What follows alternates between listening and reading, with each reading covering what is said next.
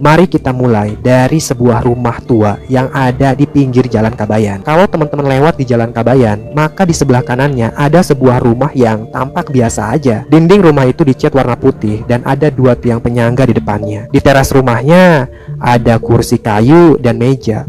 Walaupun kursi kayu itu jarang sekali diduduki manusia, tapi kursi itu selalu terlihat bersih. Di halaman rumah itu ada pohon jambu yang buahnya dibiarkan matang dan membusuk sepanjang tahun. Gak ada orang yang ngambil buah jambu itu. Tampak dari luar, rumah itu selalu terlihat sepi. Tapi nyatanya ada 2 orang yang menghuni rumah tua itu. Dia adalah Mbok Sarmina yang sepanjang tahun hanya terbaring tak berdaya di atas tempat tidurnya. Dan satu lagi adalah Ayu. Nah, Ayu ini adalah pembantunya Mbok Sarmina. Dia setia merawat nenek tua itu. Tugas Ayu ngasih makan Mbok Sarmina dengan biskuit yang digerus dan dicampur air, lalu dimasukkan ke mulut Mbok Sarmina. Karena Mbok Sarmina ini udah nggak bisa ngunyah sama sekali, Ayu juga yang mengganti popoknya Mbok Sarmina. Dia memenuhi segala kebutuhan nenek tua itu. Perlu diketahui, si Ayu bukanlah satu-satunya pembantu yang pernah kerja di rumah itu. Sudah lebih dari 30 pembantu yang merawat Mbok Sarmina. Tapi rata-rata dari mereka itu nggak ada yang betah, karena mereka mengalami kejadian spiritual yang sangat menakutkan. Hanya Ayu yang mampu bertahan hampir 2 tahun mengurus Mbok Sarmina. Karena Ayu nggak pernah mengalami kejadian-kejadian mistis, itulah yang membuat dia betah kerja di sana. Kebanyakan dari keturunan Mbok Sarmina ini udah nggak peduli pada nenek tua itu. Mereka semua udah bosan ngurusnya. Hal ini disebabkan karena Mbok Sarmina ini nggak wajar. Masa bertahun-tahun dia masih bertahan hidup, sedangkan tubuhnya itu tinggal tulang sama kulit. Tapi untungnya di antara keluarga Mbok Sarmina masih ada 1 orang yang peduli padanya. Dia adalah Farah. Farah ini bukanlah anak atau cucu, tapi dia adalah cicitnya Mbok Sarmina. Dia tinggal jauh dari rumah Mbok Sarmina karena Farah ini sudah berkeluarga. Farah lah yang menggaji si Ayu tiap bulan. Ayu digaji sekitar 8 juta per bulan. Dan itulah salah satu alasan Ayu masih betah ngurus Mbok Sarmina. Tapi suatu malam, nasib naas menimpa si Ayu. Malam itu, hujan turun dengan deras membasahi kota. Ayu lagi masak mie di dapur. Dia juga nyalain radio yang menyiarkan musik dangdut. Sesekali kepala Ayu mengangguk dan dia mengikuti irama dangdut. Tapi pas Ayu lagi asik masak, tiba-tiba aja dia ngedenger suara gong. Gong itu berasal dari kamar di samping kamarnya Mbok Sarmina. Kamar itu udah dijadikan gudang sama Mbok Sarmina. Dia menyimpan alat-alat musik gamelannya di dalam kamar itu. Ayu jarang banget meriksa kamar tersebut karena pas dia buka, kamar itu bernuansa mistis banget. Banyak sekali alat-alat musik gamelan di dalam kamar itu. Ayu mengecilkan suara radionya. Dia pun melangkah perlahan mendekati kamar tersebut. Pas dia buka kamar itu, dan di sana ternyata nggak ada siapa-siapa. Cuma ada musik gamelan dan angklung. Ayu pun menutup kembali pintunya. Beberapa saat kemudian, Ayu ngedenger ada suara gong yang ditabuk. Buru-buru Ayu buka lagi, dan saat itu juga di dalam kamar itu dia ngeliat ada banyak orang yang lagi mainin musik gamelan. Semuanya laki-laki. Dan mereka semua mengenakan baju hitam dan memakai belangko batik. Ayu benar-benar terkejut sekaligus heran dengan apa yang dilihatnya. Dia bingung dari mana datangnya orang-orang ini. Padahal pintu rumah masih terkunci rapat. Dan jelas-jelas barusan dia ngelihat kamar itu kosong. Saat itu musik gamelan dimainkan dengan sangat berirama. Entah kenapa Ayu tiba-tiba terpengaruh. Dia kayak kesurupan dan perlahan masuk ke dalam kamar itu. Ayu pun menari-nari mengiringi musik gamelan. Di samping Ayu ada seorang lelaki tampan yang tiba-tiba berdiri. Laki-laki itu membawa selendang warna merah. Dia pun menaruh selendang itu di lehernya Ayu. Mereka berdua menari mengiringi musik gamelan. Beberapa saat kemudian tiba-tiba aja Ayu tersadar. Dan pas ia sadar, dia udah ada di panggung pentas ronggeng. Itu adanya di tengah-tengah hutan. Suasana saat itu ramai banget. Di bawah panggung banyak banget orang-orang yang lagi nari. Ayu meraba wajahnya, dan ternyata dia udah didandani. Dia juga mengenakan baju kebaya dan kain jarik. Ayu bener-bener kebingungan. Kenapa hal ini bisa terjadi padanya? Dan tiba-tiba aja dari belakang Ayu ada seorang wanita yang membisikinya.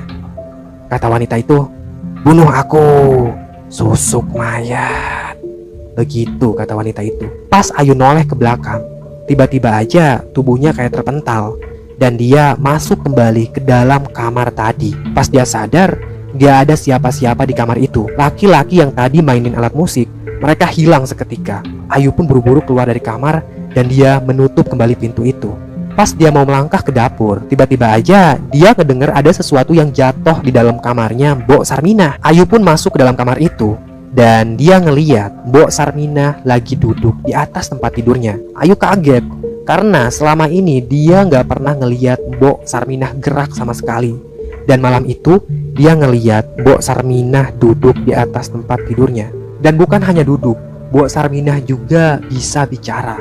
Dia mendesis. Begini desisnya, "Bunuh aku, susuk mayat." Begitu kata Mbok Sarminah. Ayu perlahan dan ragu-ragu mendekati Mbok Sarminah. "Mbok udah sembuh?" tanya Ayu. Dia pun duduk di atas tempat tidur Mbok Sarminah. Dan Mbok Sarminah pun menoleh perlahan pada Ayu. Ayu benar-benar deg-degan, tapi sebisa mungkin dia menyembunyikan ketakutannya itu. "Mbok udah sembuh ya?" tanya Ayu sekali lagi. Tapi Mbok Sarminah ini gak ngejawab apa-apa. Dia malah mendesis lagi, "Bunuh aku, susuk mayat." Begitu kata Mbok Sarminah. Tanpa mempedulikan Mbok Sarminah, Ayu beranjak dari kamar dan pergi ke dapur. Dia mau menyiapkan makanan buat Mbok Sarminah. Dia pun mengambil 3 biskuit dan menggerusnya lalu mencampur dengan sedikit air. Dia akan menyuapi nenek tua itu. Setelah selesai menyiapkan makanan, Ayu pun kembali ke kamar Mbok Sarminah. Dan anehnya, si Mbok itu menghilang dari tempat tidur. Ayu benar-benar kaget, dia panik. Kemana Mbok Sarminah? Pas dia noleh ke arah kanan, ternyata Mbok Sarminah lagi berdiri di sana. Tubuhnya tinggi sekali, bahkan kepalanya menyentuh plafon. Hal itu membuat Ayu kaget. Ayu mundur beberapa langkah ke belakang, sedangkan Mbok Sarminah yang tubuhnya tiba-tiba menjulang tinggi mendekat ke arah Ayu. Mbok Sarminah jongkok, matanya melotot, lidahnya menjulur. "Bunuh aku punya susuk mayat." Begitu kata Mbok Sarminah. Ayu jelas aja pingsan. Dia benar-benar shock melihat kejadian itu. Dan keesokan paginya saat Ayu siuman, dia ngeliat Mbok Sarminah masih tidur di atas tempat tidurnya. Ayu keluar dari rumah dan duduk di teras. Dia menelepon Farah. "Halo Mbak Farah, ini aku Ayu. Aku mau mengundurkan diri hari ini ya. Aku udah gak kuat kerja di sini," kata Ayu. Farah yang saat itu masih kerja di kantor, dia benar-benar kaget. Soalnya jarang sekali ada pembantu yang betah kayak Ayu. "Emang kenapa Ayu?" tanya Farah. "Gak apa-apa Mbak, pokoknya aku mau udahan kerja di sini." Oke, kamu tunggu ya di rumah, nanti aku ke situ." Beberapa jam kemudian, akhirnya Farah mengunjungi rumahnya Mbok Sarminah. Dia langsung mendatangi Ayu yang saat itu duduk di teras rumah. Wajah Ayu ketakutan. Dia tertunduk, bahkan gak berani noleh ke pintu rumah itu. "Emangnya ada apa?" tanya Farah. Ayu menggeleng. "Gak ada apa-apa Mbak, aku udah gak betah aja kerja di sini. Maafin aku ya, aku mau resign." "Ya udah begini saja, aku tambahin deh gajinya 1 juta," kata Farah. Ayu tetap menggelengkan kepala. "Ini bukan masalah gaji Mbak, untuk gaji aku udah lebih dari cukup. Tapi aku tetap mau mengundurkan diri," kata Ayu. Dia pun tertunduk lagi. Farah terdiam sesaat, lalu dia berkata, "Ya udah, kalau kamu tetap bersikeras mau mengundurkan diri, ini gaji kamu dan ini bonusnya. Mudah-mudahan kamu nanti berubah pikiran ya dan mau kerja di sini lagi." Ayu nggak bilang apa-apa. Setelah nerima uang, dia pergi gitu aja, bahkan nggak ngambil pakaiannya di dalam rumah. Farah benar-benar heran. Sebenarnya apa yang terjadi sama Ayu? Kemudian Farah pun masuk ke dalam rumah itu.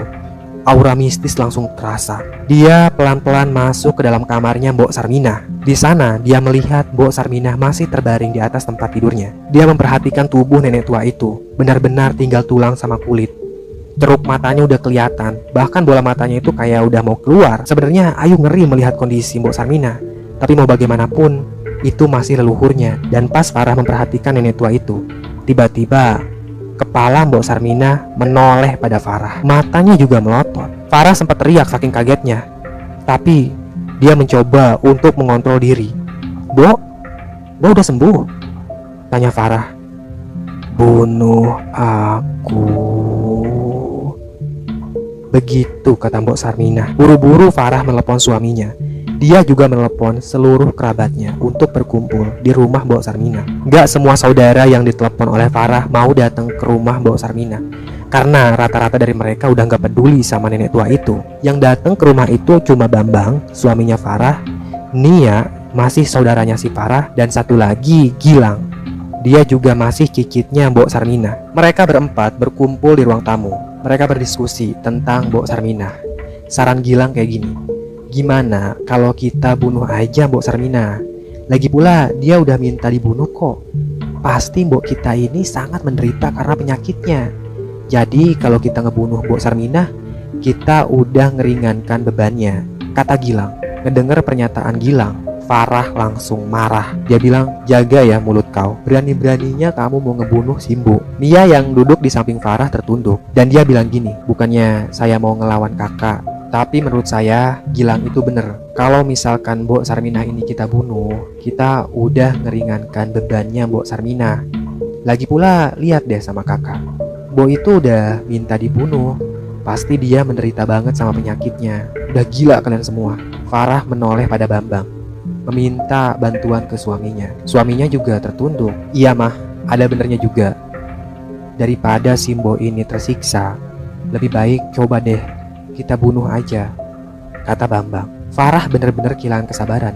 Dia menggebrak meja dan membentak gitu aja, kalian semua iblis, gak punya hati. Berani-beraninya kalian mau ngebunuh leluhur kita. Gilang juga marah. Dia bangun dari duduknya dan bilang kayak gini ke Farah, sebenarnya yang lebih sadis itu Mbak sendiri yang ngebiarkan Mbok Sarminah hidup dengan penyakitnya selama berpuluh-puluh tahun. Menurut saya, Mbak Farah lah yang paling sadis. Bambang mencoba untuk melerai. Mereka pun kembali duduk. Keputusannya sudah fix ya, kita bunuh Mbok Sarminah, tapi dengan cara yang lembut dan jangan sampai terendus sama polisi, kata Bambang. Nia sama Gilang mengangguk. Farah masih gak terima dengan keputusan itu. Apa gak ada cara lain selain bunuh manusia? Gak ada Farah, kita udah ngerawat Mbok selama berpuluh-puluh tahun. Perdebatan berlangsung sangat alot, hingga akhirnya Farah bisa dibujuk. Leluhur kita pasti pakai susuk dulunya, makanya susah mati. Kita pukul aja kepalanya. Gak, itu terlalu sadis. Kalau kalian ingin meringankan bebannya Mbok Sarminah, kalian harus melakukannya dengan cara yang halus, kata Farah. Ya udah, kalau gitu kita racun aja, pakai sianida, saran Nia. Gilang mengangguk, begitupun Bambang. Sementara Farah diam aja. Dia nggak mau menanggapi apa-apa. Semuanya serba salah. Gilang pun pergi untuk mencari sianida. Gak lama kemudian dia balik lagi. Dia udah berhasil menemukan sianida. Mbok Sarminah pun dicekoki sianida. Dia masih dalam keadaan duduk. Walaupun udah dicekoki sianida, selang beberapa jam, Mbok Sarminah gak kunjung mati. Semua orang yang ada di ruangan itu terheran-heran. Kenapa sianida ini gak mempan ke tubuhnya Mbok Sarminah? Nia mengusulkan, ya udah gini aja, kita gantung si Mbok. Siapa tahu dengan cara digantung, dia bisa mati. Bambang dan Gilang setuju dengan usulnya. Farah berteriak, dia ngamuk. Dia nggak mau kalau misalkan Mboknya itu digantung. Bambang membawa istrinya itu keluar dari kamar Mbok Sarminah. Dia sekali lagi menasihati istrinya agar tetap ikhlas, karena mau bagaimanapun kematian adalah hal terbaik untuk Mbok Sarminah. Biar dia tenang dan tidak tersiksa oleh penyakitnya. Farah benar-benar kecewa dan frustasi. Dia nggak berani ngelihat kejadian itu dan hanya duduk di ruang tamu. Sementara Bambang, Gilang dan Nia menyiapkan tali tampar untuk dikaitkan ke plafon. Setelah tali gantungan itu siap, Mbok Sarminah pun dipangku dan lehernya diikatkan ke tali gantungan. Gilang yang menahan tubuh nenek itu. Sebelum tubuh itu dilepas, Gilang sempat bilang, maafkan aku ya Mbok, semoga Mbok tenang di alam sana. Setelah bilang kayak gitu, Gilang melepaskan pelukannya dan Sarminah pun kesulitan untuk bernapas. Mbok Sarminah pun mati begitu aja. Tidak ada yang mengetahui kalau misalkan kematian Mbok Sarminah ini adalah pembunuhan. Mereka mengkafani sendiri Mbok Sarminah dan malamnya diadakan pengajian. Pengajian itu juga dihadiri cuma sama beberapa orang. Mereka sama sekali nggak curiga kalau Mbok Sarminah ini dibunuh. Ya mereka menyangka kalau kematian si Mbok ini karena penyakitnya aja. Sekitar jam 8 malam tahlilan pun dimulai. Mbok Sarminah udah dikafani. Farah masih nangis terseduh-seduh. Dia nggak kuasa kehilangan Mboknya itu. Tapi di sisi lain, Farah mikir kalau kematian memang yang terbaik buat Mboknya. Di tengah-tengah tahlilan, tiba-tiba aja jenazah Mbok Sarminah bergerak. Bambang mencoba untuk menenangkan orang-orang yang lagi tahlilan. Dia bilang, wajar, ini paling reaksi urat-urat dan sendinya masih aktif. Jadi ngegetar kayak gini, kata Bambang. Tiba-tiba aja jenazah Mbok Sarminah terbang gitu aja ke plafon dan menghilang. Tawanya menggema di rumah. Hahaha. Begitu kata Mbok Sarminah. Jenazahnya membias gitu aja dan menghilang. Semua orang yang ada di rumah itu teriak ketakutan dan mereka lari lintang pukang. Semenjak kejadian itu, rumah tua milik Mbok Sarminah dijual. Tapi sampai saat ini nggak ada yang mau beli. Rumah itu menjadi sangat angker. Bahkan para tetangga sering mendengar ketawanya Mbok Sarminah di rumah tersebut. Ketawanya menggema. Dan kadang pintu rumah itu terbuka dan tertutup sendiri. Selesai.